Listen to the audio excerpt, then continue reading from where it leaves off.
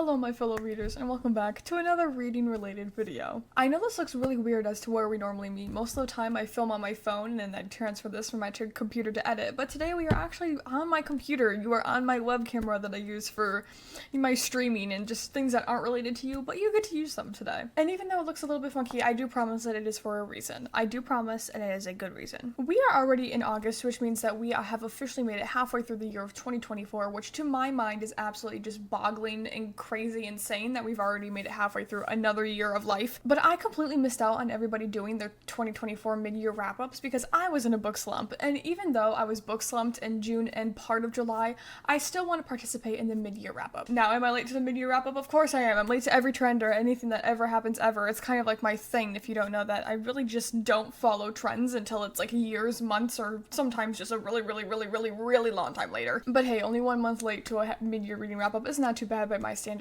So rather than me just sitting here and talking about every single book that I've read so far this year, excluding August because that doesn't feel very mid-year to me, I wanted to do something fun with it. And that fun thing I have picked for us to do is what I am calling my mid-year 2024 tier list. As you can see, this is just like every other tier list you've ever seen in your life ever. It has all of the books that I've read so far in 2024, and then the 6 categories that I am going to put them in. I did try to keep it at the normal 5, but it just didn't make sense to my brain and how I rate books. So let me kind of walk you through the 6 categories that we have, and then we will go ahead and rank them all. Obviously, at the top we have no notes. These are the books that I think are absolutely perfect. I have no notes. They won't be my 5-star reads because I don't think I've actually had any 5-star reads yet this year, but just books that I love so much, and there's like nothing that I hate about them. Okay, they're good. Read them. The next step down from that is great, not perfect. These are probably going to be like my 3.5 to 4.5 star books. Books that I really loved. They were really great, but there was 1 or 2 things that I'm like, this didn't make me love the book. You know, I wouldn't kill somebody for this book, but it's a really good book.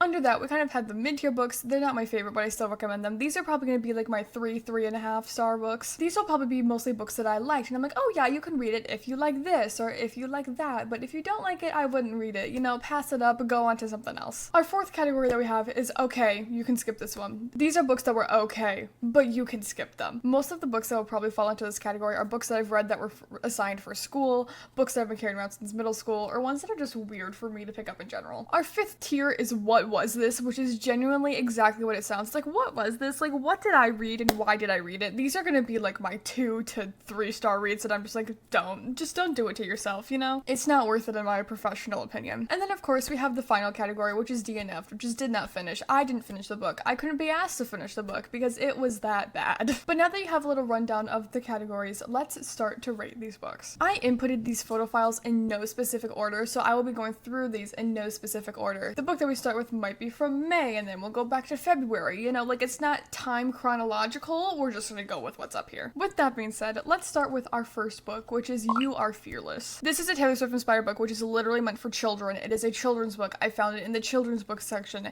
and because of that book is going to go straight into, okay, you can skip this one. This is one of the books that I read during my almost 24-hour reading challenge, and it was one of those books I'm just like, I need to pick up something that I can feel accomplished for reading it, that I've had for a little bit, and then I do want to read, but not like a 200+ page novel. So because of that, I picked up You Are Fearless, and it was exactly what it needed to be. It did its job, and it was, you know, it was there. It totally participated, but that was about it. The other Taylor Swift book that I read is going to fall into the same exact category, as it was literally for the same exact purpose. It is literally the story of Taylor Swift. I cannot express to you how much you do not need to read these. It was genuinely just because I wanted to. Next up is The Lies You Wrote. This book is one that my mom recommended to me. Now that I'm sitting with my thoughts on it now, I really can't remember a whole bunch of it. I do remember like the main plot, but you know, it didn't really stand out to me. It's not like a one-of-a-kind type mystery thriller book. However, I do totally see myself reading the sequel when it comes out. I don't know if it's a series or just a duology, but the first one was very good, and the way that it ended makes me want to read the second one, so because of that, it's going to go into the not favorite, but I would still recommend it category. Now, let's talk about the Spirit Animal series, or at least the first 3 books in the Spirit Animal series. Those 3 are going to be Wildborn, Hunted, and Blood Ties. All 3 of these books are going to go into the okay, you can skip this one category,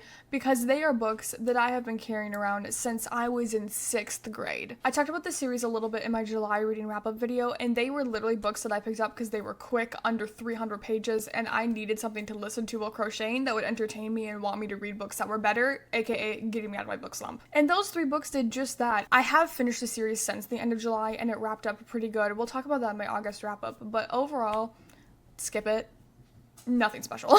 Next we have None of This Is True by Lisa Jewell. I am going to be so real with you when I say I cannot remember one singular really good thing from this book that I liked. This is one of those books that I recommended to my mom through the grapevine of people saying that they liked it. She read it and then she's like, oh my god, it was good, you need to read it, so then I picked it up. I have never read a Lisa Jewell book until this one, and I know she's a very well-loved, known author in the thriller and mystery section, but this one really just didn't do it for me. I'm sitting here trying to remember what it's about, and I'm picking up podcasts, but I can't remember if I like the ending or not. So because I really can't remember literally any of it, I'm going to put it into the okay, you can skip this one category because I can't remember it. So if I can't remember it, if it's not remembrance worthy in my brain, why should you have to read it? The next book that we have is An Education in Malice. This was my first dip into the dark academia world and that whole scope of reading, and I have to say that I actually thoroughly enjoyed myself. I don't know how dark academia was like as far as the category goes. Like, I don't know if it was just a little bit or a lot or like, oh my gosh, but dark academia is something I've really wanted to get into, and I really want to read more of because I haven't read another dark academia book since this one, and I really did enjoy it. I really liked it a lot. I really just didn't like the supernatural element that was brought into it kind of towards like the middle of the book, but that's probably on me for not reading the back of the book. So because of that, I'm going to put it into the not favorite but I would still recommend it category because it is not my favorite, but I would still recommend it. It was a very nice introduction to the dark academia genre. The next book we have is The Killing Hills. This is one that I pushed myself to finish, and honestly, I can't justify me reading it. I really can't. I should have DNF'd this book. I really should have, but I stuck with it because it was placed in the South and I liked imagining the Southern accents that they were speaking in, but the plot wasn't worth it. All the characters were kind of miserable and I didn't really like any of them. So I'm going to put this in the what was this category. It's very much like right in between, okay, you can skip this one and what was this, but it's very much more what was this now that I have finished it because it was nothing special. Next up we have the first 2 books in the Hades and Persephone series by Scarlett St. Clair, and I have to say, A Touch of Darkness, the first book, I liked a lot more than I thought I would. Previous to reading this series, I had read a couple of other books by Scarlett St. Clair and I did not like them. Her writing style doesn't flow with me, I think, and it wasn't for me, but I really liked the concept of this series, so I went ahead and picked it up anyways. And with that being said, A Touch of Darkness was really good. It is not one of my favorite books I've ever read, but it was so good that I still recommend it to people. I'm like, oh yeah, read that, but be prepared to hate the rest of the series, because after reading The Touch of Ruin, I was like, what was this? This went right back to how I feel about other Scarlett St. Clair books. I'm like, I can't do it. It's not for me. I shouldn't have picked up the series, but now I'm too invested, and I've yet to pick up the 3rd one, but it's like, it frustrates me that the first one and the second one were not on the same level, and it's making me hate the 3rd one. And I haven't even picked up the 3rd one, and I think there's a 4th. You know, like, I don't know. Me and Scarlett St. Clair have some beef. It's very much one-sided. First one was good, second one, just stop at the first one. You know, it doesn't get any better. The next book that we have is Daughter of the Pirate King. This is one of those series that was very controversial, at least on the side of Book Talk that I saw. Some people were like, oh my god, this is so amazing, and I love it. And some people were like, oh my god, this is so stupid, why would you read it? And I chose to pick it up because I wanted a funsy banter type style book, and that is exactly what this is. This gave exactly what I wanted it to give, okay? Going into this book, I was not expecting a 5-star novel. I just wanted characters that were at each other's throats, and I wanted the, like, you know, oh my god, kiss already aspect of it. And this series actually gives exactly that. With that being said, Daughter of the Pirate King, the first book in the trilogy, is going to go into the great not perfect category. For what it was supposed to give, it gave. And the people who think it's supposed to be like the next, you know, freaking, I don't know, what do people really love? A freaking ACOTAR or something? It's not. It is a funsy, witty, bantery type style book, and you just need to go into it with that mindset. And I had a great time because I did. Next up, we have The Family Game, which I can't remember anything about. Are we starting to see a pattern here? This is one of the books that I read in my thriller and mysteries type video, I believe, and I think I listened to it as an audiobook, if I'm not mistaken. But once again, there is really nothing super exciting about this. I can't remember a singular thing. So because of that, it is going to go into the okay, you can skip this category, because once again, if I can't remember what it was, don't put yourself through it. It obviously wasn't that special. Next up, we have The Lost Apothecary by Sarah Penner, I believe, and this is another book that I listened to as an audiobook. Quick little note, but I went into this year with the mindset of I will never listen to an audiobook. It is not reading, it is fake, and now I listen to at least 2 or 3 audiobooks a week, depending on how busy I am. So, 2023 me, listen to audiobooks. You consume so many more books when you freaking do what you're supposed to and freaking listen to audiobooks. I mean, you're not supposed to do it, but just, I don't know why I didn't think it was reading. I'm a weirdo for that. With that being said, The Lost Apothecary was a super sweet book. It kind of switches between 2 point of views, one from, I believe, the 1700s and another from present day, and it all comes together very nicely. It was very much one of those middle of the road books, and because of that, I'm going to put it into the not favorite but still recommend category, because it is really just something fun to listen to while you're doing something. I don't really know if it would give the same appeal as if you sat down and read it, because I know reading something makes it take a lot longer, especially if you listen to audiobooks sped up. But for the way that I consumed this book, it was good. You know, if you're looking for something just quick, easy, take your mind off of things, this book will give exactly that. Next up is a book that I just finished recently, so it's still fresh in my brain, and that is These Deadly Games by Deanna Urban. And right away, I can tell you, this is going to go into the great but not perfect category. This is a book that I checked off the library. It took me forever until literally the day before it was due to pick it up, and because of that, I had to return it to the library when I was halfway done with it, but I purchased a copy on Amazon not even like 3 hours before I returned the book. These Deadly Games is so interesting to me because it follows one person who's part of an esports team, and she gets a mysterious anonymous message online that her sister's gone missing, and she has to do exactly what these people say in order to save her, and that involves hurting everybody on this esports team, and it turns into like this whole big thing, you know? I will say though, there were a couple points near the end where I was getting a little bit bored, and there were a couple times that's like, you know, not exactly what I wanted. It could have gone a little faster, could have gone a little slower in some places, and because of that, it's a great, not perfect, but I still did really, really, really enjoy it. Our next book is going to be The Night House. If you make me recount how much I hate this book, I will literally kill somebody. I'm kidding, but oh my gosh. The Night House by Jo Nesbø had such an interesting concept, but it ended up being one of those stupid horror books that isn't exactly what it says, and it changes the whole plot, and to this day, when I think about this book, I don't like it because I listened to this as an audiobook on Spotify, and I literally bought a top-up on Spotify so I could finish listening to this book, and it was not worth it. I don't like you at all. I should have DNF'd it, but it hooked me in, and I stayed, and unfortunately, I was victim to a dumb book. Next up, on the complete opposite side of the spectrum, is Message Not Found by Dante Medema. In this book, we follow our main character as she goes through a journey of grief after losing her best friend to a car accident, and I didn't know that going in. I thought she went missing in the snowy Alaskan forest scape, and they went to find her. So this book was not what I thought it was going to be, but once I realized what it was focusing on, it did a beautiful job of focusing on that. Dante Medema is one of the most beautifully talented writers that I have ever seen personally in my time as a reader, but I am going to put it into the great not perfect category, not because there was anything I hated about this book, but just because I had the wrong mindset going in. I was looking for a thriller mystery, and I ended up getting like a literary fiction about grief, and that threw me for an emotional roller coaster of a ride. Nonetheless, I highly recommend reading Message Not Found by Dante Medema. It is a beautiful, beautiful story, and it wraps up so many topics that I love reading about when I'm in the mood for it, and it's stunning. It is literally stunning. Next up, we have Red Rabbit, which is going to go into that same category, but for completely different reasons. Red Rabbit is actually a horror book, and while I went into it with the thought that it was going to be like a, ooh, spooky, scary, can't sleep at night type horror book, it was more of just like an eerie type book, and it confused me for a while. I'm gonna be honest with you guys. We follow so many different perspectives in this book that it is kind of like I had to stretch my brain in order to read it, and it took me so long to read it because of how many perspectives we were following.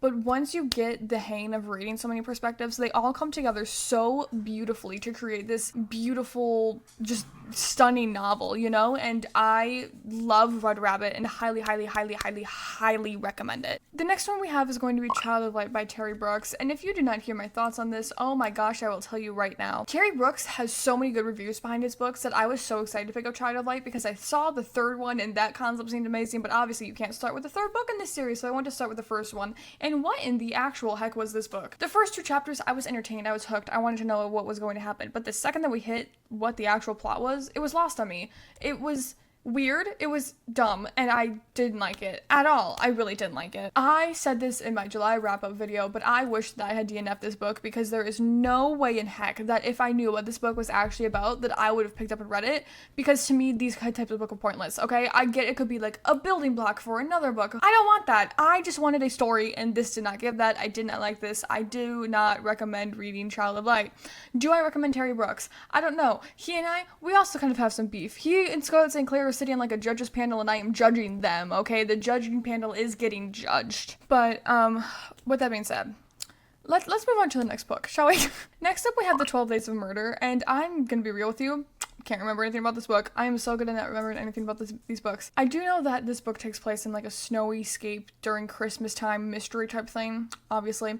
But the plot doesn't stand out to me. I can't remember who done it, and because of that, it is once again going into the okay, you can skip this category, because if I cannot remember what I read, you do not need to read it. Plain and simple. Next up we have Unsteady. I ended up DNFing this. It wasn't moving fast enough for the pace that I wanted to read at that time, and the characters weren't interesting to me. I didn't see the romance going anywhere. Wasn't something I was looking forward to reading more of, so to the DNF pile it went. Next up we have Find You in the Dark by Nathan Ripley, and this is a book that I listened to as an audiobook, and this is one of those books I am so glad I listened to as an audiobook because the narrator of this told the story beautifully. I listened to it on Spotify in case you're curious. I don't know who the actual narrator was. I just know that I found it on Spotify, and this book follows not really a serial killer. Oh god, how do I explain this? You know what? Actually, I'm not going to explain it because I cannot for life of me remember what you know going into this book. I just really liked this one. The plot was interesting. There were a couple times I was a little bit bored, but it was still very good. So because of that, it's going to go into the not favorite but still recommend category because, again, not my favorite, but I would still highly recommend it. The next book we have after that is Eliza and Her Monsters, and this one very much gave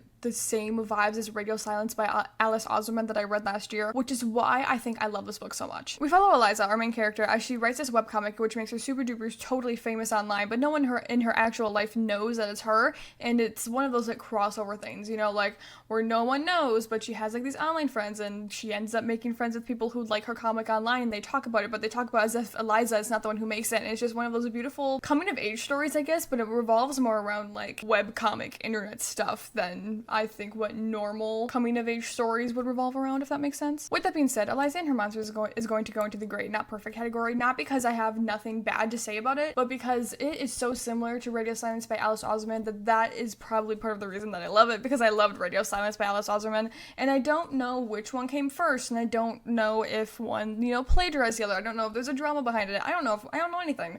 So because of that, it's going to go into the great not perfect category because, again, I've seen the content before. The next book we have is Jelly, where we follow a group of characters as they live on the back of this jellyfish that they can't leave, so their lives are kind of miserable. And when I say they're miserable, I also mean the characters. The characters in this book are insufferable, miserable, complaining all the time, don't like their lives, and I get it, okay? You're living on the back of a jellyfish, but please, for the sake of my reading, be nicer, otherwise I will DNF your book, which is exactly what I did to Jelly. I loved the concept of this book going in, especially as someone who loves the sea, but I literally reached like the 70% mark where they had found a way to leave the jellyfish, and I could not be bothered. I did not care. I had no emotional attachment to the characters, to the plot, to the story, to literally anything about the book, so I just DNF'd it. The next book that we have is going to be Roxy by Neil Shusterman, and oh my gosh, you guys, let me tell you about Roxy. In this book, we follow two main characters and two different drugs as the drugs compete to kill the main characters first to prove that they are the best up and coming new, you know,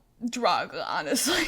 And while that concept can be very scary, especially with those people who are battling addiction or know people who are battling addiction, I totally get why you would not want to pick up this book. But as someone who has not had direct contact with stuff like that, but, you know, things traveling around that kind of hard topic of life, I still very much enjoyed Roxy. It was beautifully told, in my opinion. After finishing this book, I did read a whole bunch of Goodread reviews because I was just wondering what other people thought about the book. You know, did some people have the same thoughts as me? You know, kind of what was the vibe? And it was literally two opposite sides of the spectrum. Some people loved that they wrote about it in the way that they did, and other people were like, oh my gosh, why would you write about this? This is so disrespectful to everybody in the addict community. But I didn't feel that way at all. And it could be because I'm not part of the community, okay? But in the beginning of the book, the brothers, because I think there was two of them who wrote this book, literally said to anybody battling with addiction, we hear you, we see you, this book is not meant to go against you. It is genuinely just our literary perspective of it, you know? I can't be asked to go back there and grab my copy of Roxy to read you exactly what it says, but it was very, you know, not trying to make light of the situation, but trying to bring light to it in a way that was more comprehensible to people like me who don't really understand too much of the drug realm. And for that, I am very grateful for this book, and this book is going to go into the no notes section. I did not rate this book a 5 stars, but there is nothing that I would have wanted to change about this book. I love the writing, I love the characters. I am so completely disappointed by the ending, even though I knew it was coming.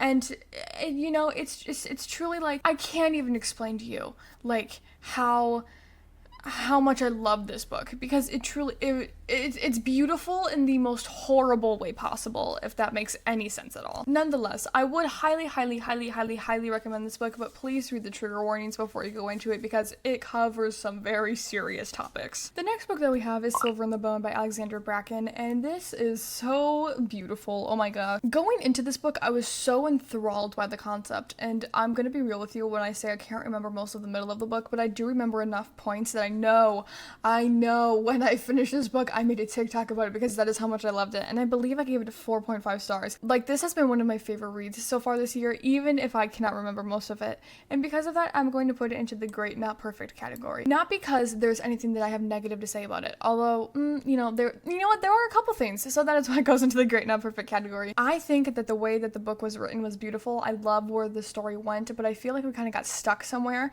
and when we got stuck there, it kind of changed the plot of the book, or at least like the direction that the book seemed to be going and changed, and because of that, I think I lost a little bit of love for it. However, the second book in the series is coming out very soon, and I totally do intend on picking it up because I love the characters and I have an emotional attachment to the romance that is in the series, so highly recommend Silver in the Bone. It is very high fantasy. Next up, we have A Cursed Kiss. I picked it up with high expectations. Can't remember a single thing about it because I DNF'd it. It was not good, and I don't think I liked how the characters interacted with each other. I think I made like 25% through or something. I don't know. Didn't really like it. The next one on here is actually the novella of the Natural series, so I'm just going to drag the entire Natural series over and we will talk about them one by one. For those of you who don't know, these 5 books of the Natural series, it goes The Naturals, Killer Instinct, All In, and Bad Blood, and then 12 is actually a novella of the series, and I have so much love and hate for every single one of these books. If you've never heard of the Natural series before, we follow this group of teenagers and they kind of work in the same way as Criminal Minds, where they solve cases because they all have like some sort of super high, I was gonna say high definition, but like high intelligence, and something that makes them very skilled to work for the FBI. In the first book, The Naturals, we get introduced to the characters, and I personally fell in love with them all immediately, and I love the case that they were solving, and I would recommend it. You know, it definitely was not one of my favorites books ever, and it was not my favorite of the series, but I do very much recommend this book. Killer Instinct is gonna go into the same category, not favorite, but still recommend, because I do still love the series, but Killer Instinct kind of felt almost like a copy and paste from The Naturals, except we're focusing on a different character. And while I love that the focus was shifted to another character, I felt very much like the case we were solving was copy and paste from the first one, and I did really love that aspect of it. Next up is the third book, All In, which was my favorite book of the series. I have no notes on this book. I literally love it so much. It was stunning. I love the third book because of what it talks about and the patterns, and we talk about patterns and how they correlate to crimes, and I love Stallone. We focus on Stallone in the third book, and Stallone has got to be one of my favorite characters, so I love the third book. The third book was like like my freaking cup of tea, you know? Very much enjoyed it. But then we got to the fourth book, Bad Blood. And for those of you who don't know, I have a literal hatred with how this series ended. I felt like it was unnecessary. I wish I wouldn't have read the fourth book. That's a lie. I wish I read the fourth book and it didn't have the content in it that it had. And because of that, this one is going to go into the what was this category. Because honestly, what was this? Why did we choose to end the series that way? We couldn't have had a happy ending. Why couldn't we have had a happy ending? I feel like a happy ending was very warranted here, and I am so mad that we did not get one. Because of that, it took me literally forever to read the novella, which is 12, but when I finally picked up the novella, it really wasn't anything special. Do I love that we see the characters in their older, you know, more adult forms? Sure, but again, nothing special. Therefore, it's going to go into the, okay, you can skip this one category because you can literally skip it. I don't wish that I had, but, you know, very much like a spin-off from the entire series itself. Next up, we have The Language of Fire, which is a poem-style retelling of Joan of Arc, which I'm pretty sure actually took place in our history. I can't remember at this point. I'm pretty dang sure it has. The education system did not teach me Joan of Arc. Joan of Arc is like someone who I've read many books by, and I'm pretty sure it's not a Greek mythology type story. I think it's actually real history, and I love the retelling of Joan of Arc that this gave. It was stunning. I love the way it was written, the short poems. There were so many quotes in here that I took pictures of because it was a library book, but I genuinely love this book so much. So because of that, it's going to go into the not favorite but still recommend, because it was not one of my favorite books, but I do still highly recommend it. The next book we have is The American Roommate Experiment, and honestly, I went into this one with really low expectations because I didn't really want to read it. Like, I wanted to read it, but it wasn't like, oh my god, I need to read this right now. It was, oh yeah, you know, I'll pick it up. You know, the expectations are kind of here, but oh god, I loved it. I genuinely loved it. The romance between the two main characters brings me so much joy and so much just happiness that I wish everybody to feel this way when they read one book in their life. You know, I want them to feel how I felt when I was reading The American Roommate Experiment. I love the chemistry between the characters, and I was listening to it as an audiobook, so I love the way that they spoke to each other, and it was just absolutely stunning. And because of that, it is going to be a not favorite but still recommend, because I can't remember most of the plot of this book, but I do know that I love the characters very much, and there are a couple scenes in this book that I play through my noggin so many times, and it's stunning. I take it back. I'm moving it up to great, not perfect. After I say it's stunning, please read it. I feel like it needs to be justified a little bit of where it goes, so it's gonna go up one tier. Now, this next one is one that people are not gonna be very happy with me about, and that is Icebreaker by Hannah Grace. Listen, I fell really hard in love with the concept of this book because everybody was loving it, and I'm like, oh my god, I would love to read a hockey romance. You know, I've never read one before. I think it'd be great. But it just wasn't. This book is exactly what I thought it was going to be. It gave a lot more of the, like, physical intimacy side of romance books, and at the time, I think I wanted to read something like that. I don't know. It's been a while since I picked this up, but I did enjoy it, but not as much as everyone was like, oh my god, this is like the best book I've ever written. Or not ever written. The best book I've ever read. And I didn't feel that way, so it's gonna go into the okay, you can skip this category, because honestly, it wasn't anything special. Were the characters absolutely endearing, and I love the found family trope in that book? Abso-freaking-lutely. And was this one of the first sports romances that I have ever read? Absolutely. However, I feel like if I was more well-versed in this genre, Icebreaker would not be one of my favorites. Not because I hated it, but just because I'm sure there is something better out there, you know? However, I can tell you that Love at 350 by Lisa Pearce is not something that is better. Listen, me and Lisa don't have a hatred between each other, okay? This book was there. I don't know exactly what it was supposed to give, but I really didn't enjoy it. In this book, we followed our two main characters. However, I think it's just one of their perspectives as the contestant, I believe. I believe we followed the contestant on this baking show, and she ends up, you know, romantically falling in love with one of the judges, and it's a lesbian story, and it's cute. However, I didn't really feel like they clicked in the romantic aspect. I thought it was more of like a, oh, we should be friends type way. Like, I truly don't see these characters getting married or, you know, in love or nothing, so because of that, it's gonna go into the what was this category, not because it was bad, but because where, when, how, and why did a romance bloom from that? The next books we have to talk about are actually another series that I finished earlier this year, and for the life of me, I cannot remember the order of these books, but it is Court of Greed and Gold, Court of Monsters and Malice, and Court of Serpents and Secrets, all by Eliza Reign. When I tell you I cannot remember a singular thing that happened in any of these books, I am so serious. I cannot remember. However, I do remember that the ending of the series was very disappointing for me, and I'm pretty sure the last book was Serpents and Secrets, so that's gonna go into the what was this, because I didn't like the ending, and I don't think I should have sat through it. However, the rest of the series did keep me really involved. I was very hooked, I was interested in what was going on, you know, I wanted to see where the characters were gonna go, so because of that, I think this is book 2 and book 3 are going to go into the okay, you can skip this category, because again, it wasn't anything super duper special, but it was still, you know, it was there. It participated. Now, we have unfortunately reached the point where I have to scroll a little bit to pick up the books, but the next one that we have is Forged by Blood, and this is one of the books that I DNF'd. I do still think about this book to this day, and I still think about the plot and how I was so excited, but I kind of read till I believe like the 45-50% mark, and it wasn't giving what I wanted it to give, and, you know, no.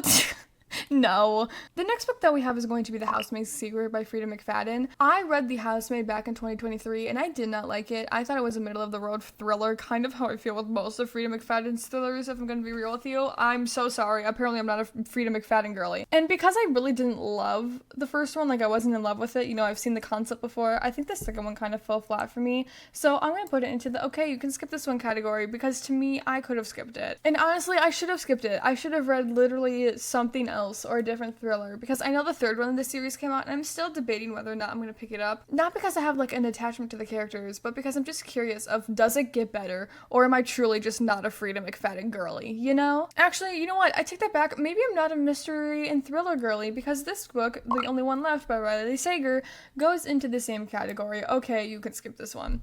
Listen, I know that one is going to hurt a lot of people. I'm very aware. It also hurts my soul because my mom gave this 5 stars and I believe I gave it like 3. Okay, I did not like this. I didn't. And it's not because it was boring. I was very intrigued. I was very enthralled. I wanted to see what was going to happen, but I guessed it. Like the second we actually got our main character introduced to the other big characters in our book, I knew it.